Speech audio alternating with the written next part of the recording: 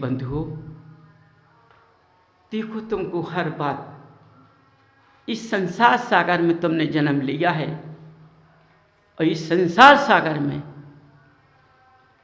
ऐसे चलना है, इतने उससे चलना है कि मेरे शरीर पर कीचड़ ना उलझ जाए।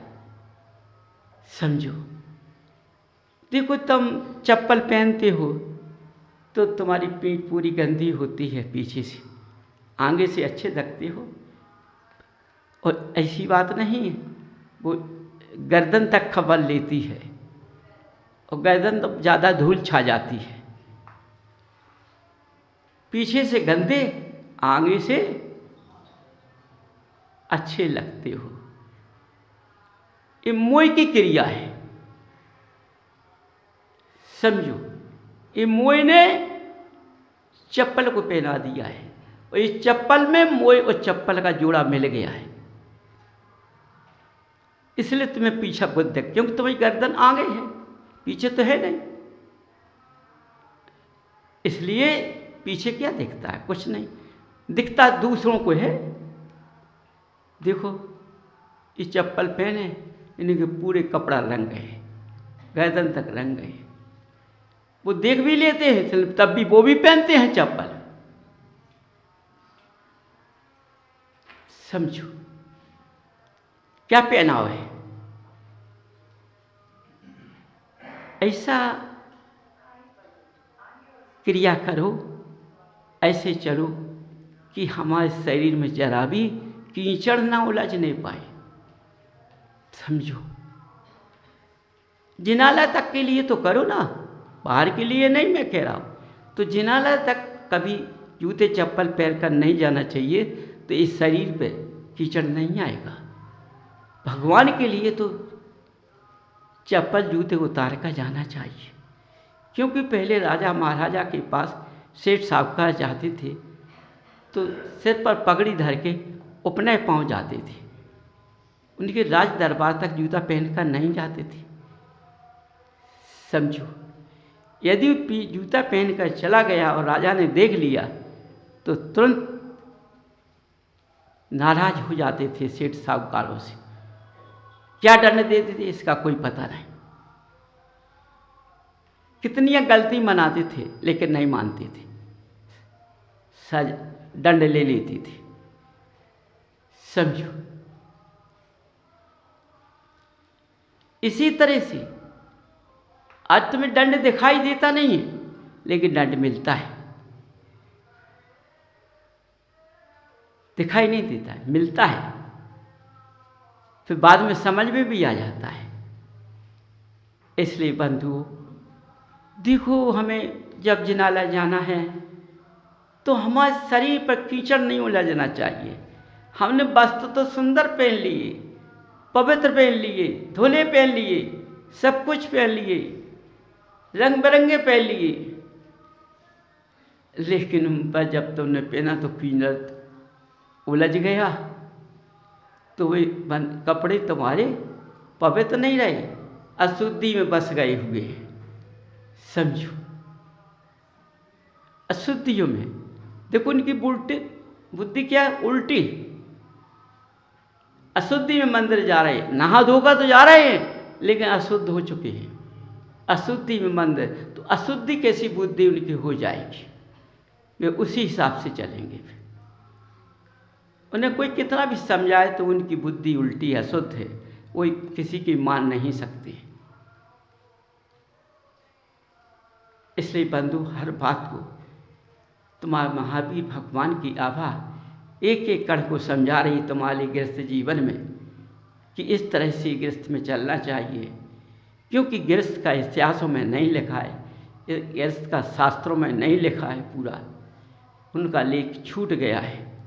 जो वाणी खिरी है वो झेलने वाले न मिलने के कारण उतना समय चूक गया है, इसलिए वह आभा फेंक रही है, उस आभा यहाँ से निकल रही है, उसको तुमको प्रवेश करना है अपने अंदर। जब प्रवेश हो जाएगी, उस पर तुम चलोगे तो महावीर का काल दिखाई देने लगेगा। सोचो, जब महावीर का काल दिखाई देगा, नहीं तो महावीर का काल दिखाई नहीं देगा। समझिए बंधुओं, देखते रह जाओ कि महावीर कैसे थे। किसी को देखा नहीं तो महावीर को क्या देखा। और भी जितने त्यागी व्यक्ति उस वक्त गए हैं उनको भी नहीं देखा, क्या देखा। लेकिन शास्त्रों के लेख से तुमने पढ़ा हुआ है, उनमें पढ़ा है, देखा है, तो उसमें ध्यान लगाकर उस रास्ते को तो पकड़ो, उस रास्ते पर आ जाओ। बंधुओं, तो देखो, अपने को बनाने के लिए हर प्रयास करना पड़ेगा। समझिए, यदि तुमने अपने बनने के लिए प्रयास नहीं कर पाया तो तुम्हें कहाँ स्थान मिलेगा बंधुओं? कहाँ प्रयास, कहाँ स्थान मिलेगा? ऐसा स्थान नहीं मिलने वाला है जो मिल चुका है।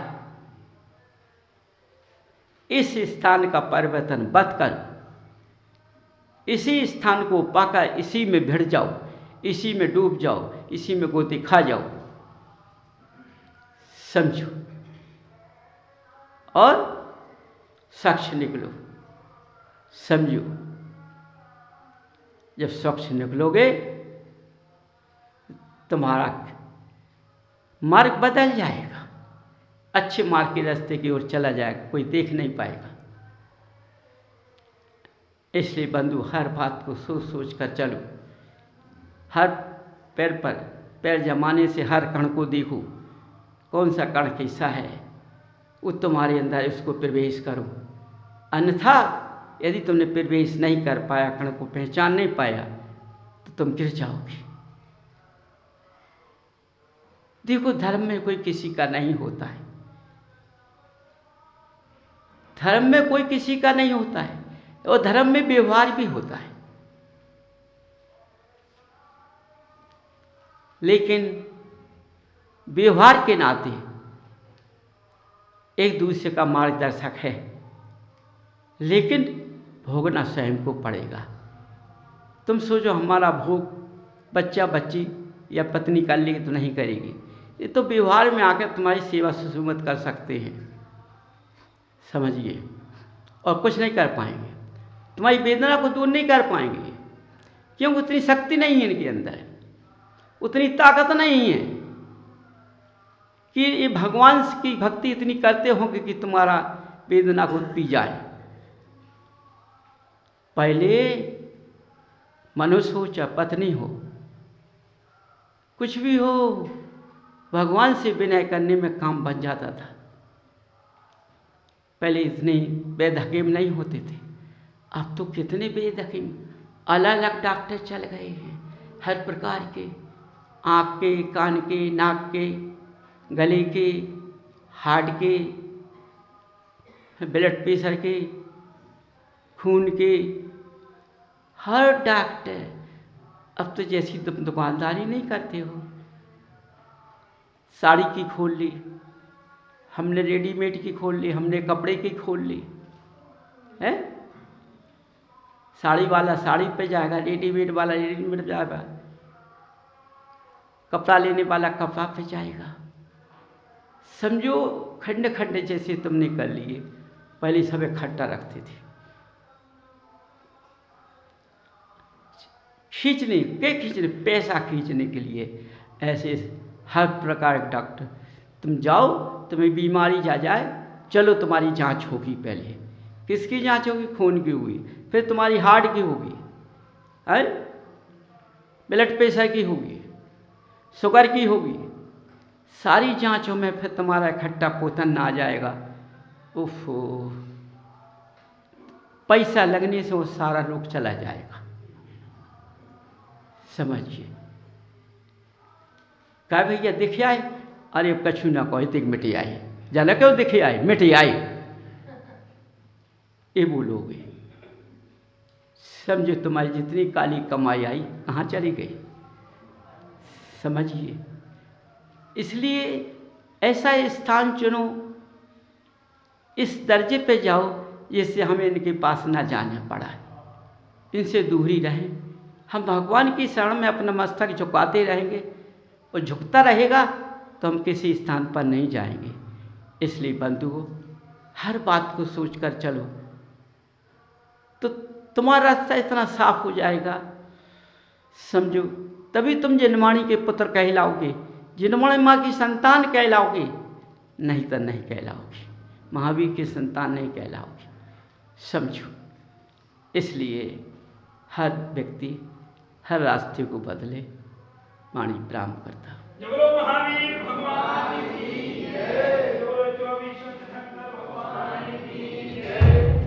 देखो, अभी तुम लोगों ने भगवान का अभिषेक देखा है और भगवान का अभिषेक सौधर्म इंद्र ईशान करता है।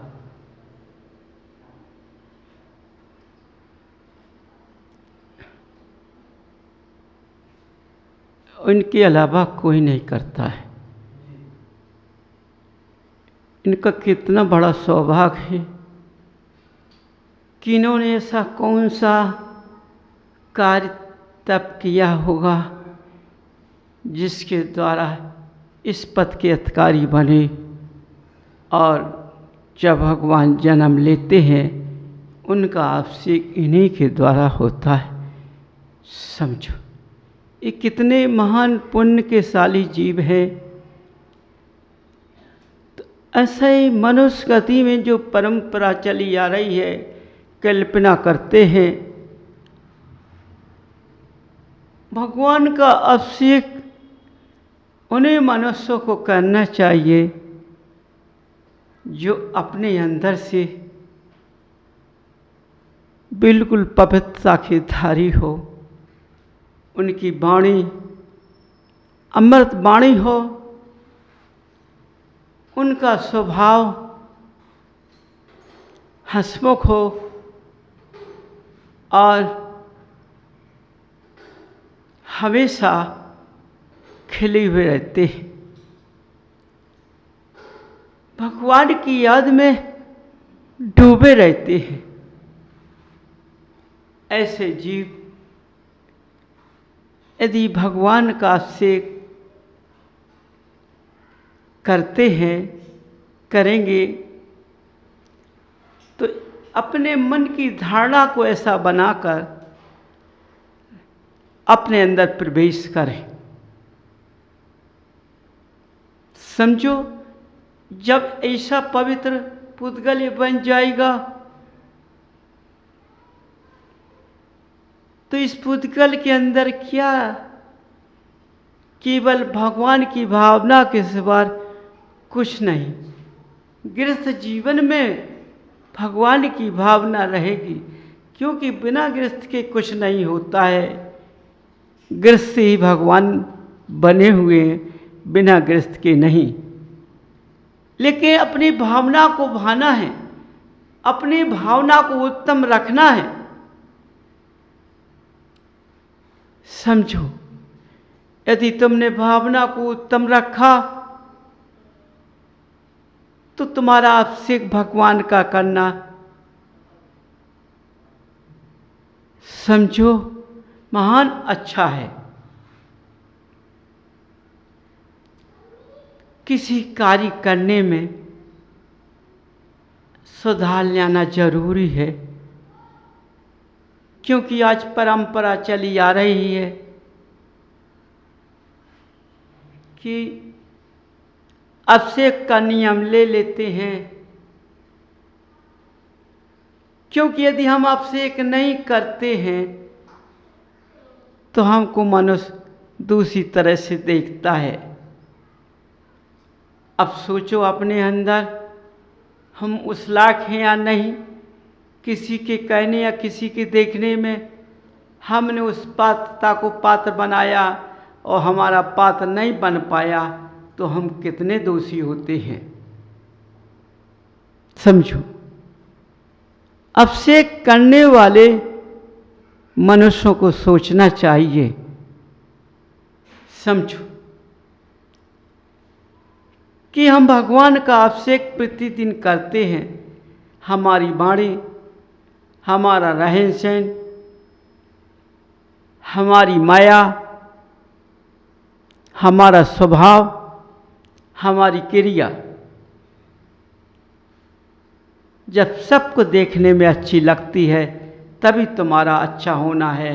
यदि अच्छी नहीं लगती है तो अच्छे नहीं बन सकते हो। तुम्हारे बनने से क्या होता है? देखो, कुछ ऐसे जीव होते हैं तो उनकी परीक्षा के लिए देव भी आ जाते हैं। समझो कि बाग में इस लायक है कि नहीं है। यदि देव परीक्षा लेने में सफल हो जाता है और मनुष्य ने उसको सफल न होने दिया, अपने रास्ते को सही पकड़ लिया, तो देव उसको आशीर्वाद देकर चला जाता है।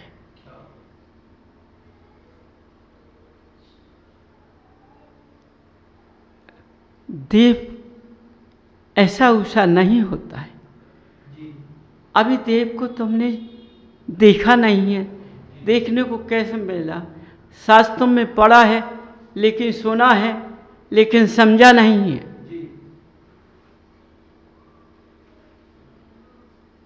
देव हमेशा करुणामय होता है, अपने द्वारा किसी का अहित नहीं होने देता है। हित कितना बन जाए तो कर देता है, अहित नहीं होने देता है। वही भगवान का देव होता है। उन्हीं की चरणों में और उन्हीं की भक्ति में अपनी आयु का जीवन बिता देता है। दुख ग्रस्त जीवन में तो सब कुछ लगा हुआ है, लेकिन देव गति में कुछ नहीं लगा है, तो उसमें अपना जीवन बिता देते हैं। तभी इस मनुष्य पर्याय में वो धारण करते हैं, तभी एक भवदारी बन जाते हैं। तो तुमने मनुष्य गति में जन्म ले लिया है, इसके बाद भी तुम आगे नहीं बढ़ पा रहे हो।